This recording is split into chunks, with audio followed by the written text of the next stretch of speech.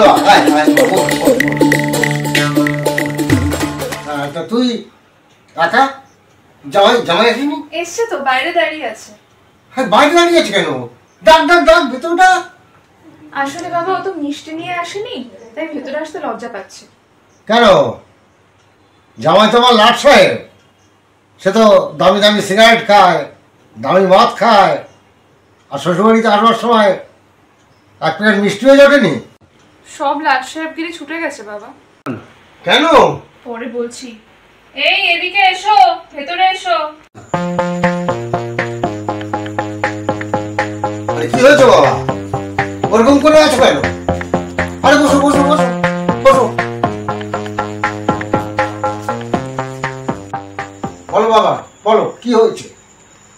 আমার চাকরিটাই চলে গেছে। চাকরি চলে গেছে? কেন? চাকরিটা গেল কেন? ঘুষ দিয়ে চাকরি নিয়েছিল, ধরা পড়ে গেছে, তাই চাকরি চলে গেছে। হ্যাঁ? কি? ও ঘটক আমায় ঘুষের জমায় জমা করে দিয়েছে? হ্যাঁ, এত বড় ধাপ্পাবাজ। দাঁড়া, আমি ঘটককে ডাকছি। দাঁড়া, ঘটককে ফোন করে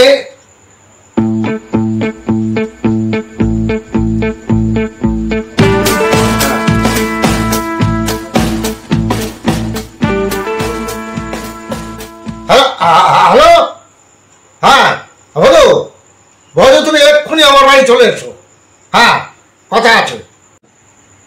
আর ওকে ফোন করে কি হবে, যা হওয়ার তো হয়েই গেছে। কাকা বাবু, বধু কাকা বাবু বলেন। হ্যাঁ বধু এসো। হ্যাঁ হ্যাঁ, বসো বসো বসো বধু বসো, তোমার সাথে আমার কথা আছে, বসো।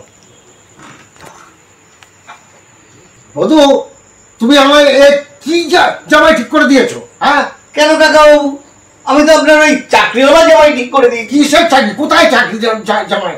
হ্যাঁ, এ তো চাকরি হারিয়ে আর খালি হাতে চলে এসেছে। এ তো খালি হাতে শ্বশুর বাড়ি এলো। এই দেখুন কাকা বাবু, হ্যাঁ, আপনার সঙ্গে আমার কথা হয়েছিল চাকরিওয়ালা ছেলে দেখে দেওয়ার জন্য, ঠিক আছে। কিন্তু সারা জীবন চাকরি থাকতে হবে এরকম কিন্তু কোনো কথা হয়। হ্যাঁ, ভালোই বললে ঘটক, ভালোই বললে। তোমার ঘট খালি না করে ওকালতি করা উচিত ছিল। তা বাবা জীবন, তো চাকরি গেল কি করে? ঘুষ দিয়ে চাকরি নিলে কি সেই চাকরি থাকে? তাহলে বিয়েতে যে আমি 20 লাখ টাকা পণ দিয়েছি, সে টাকা তো আমার জলে গেল। তুমি চাকরির জন্য কত টাকা দিয়েছিলে? 15 লাখ। এই তো, তাহলে আপনার টাকা জলে গেল কোথায়? চাকরির জন্য 15 লাখ টাকা গেছে, আর এই 2 বছরে আপনার মেয়ের পিছনে 5 লাখ টাকা গেছে। বাবা বাবা, ভালোই হিসাব বোঝাচ্ছ তো ঘটক। হ্যাঁ, ভালোই হিসাব বোঝালে। প্রথমবার ঘটক তুমি এক ব্যাংক ম্যানেজার পাত্র জোগাড় করে দিলে। হ্যাঁ দিলাম। তার সাথে আমি মেয়ের বিয়ে দিলাম। হ্যাঁ দিলেন। তারও তো চাকরি চলে গেল।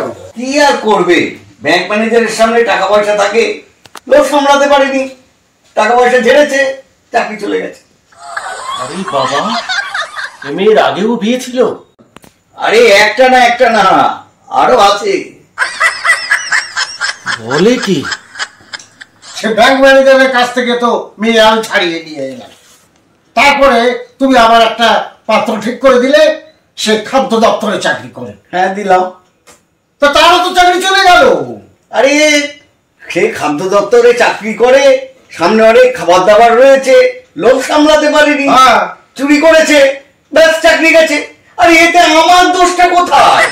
না না না না, এতে তোমার কোনো দোষ নেই। হ্যাঁ, যত সব ভন্তাবাজি।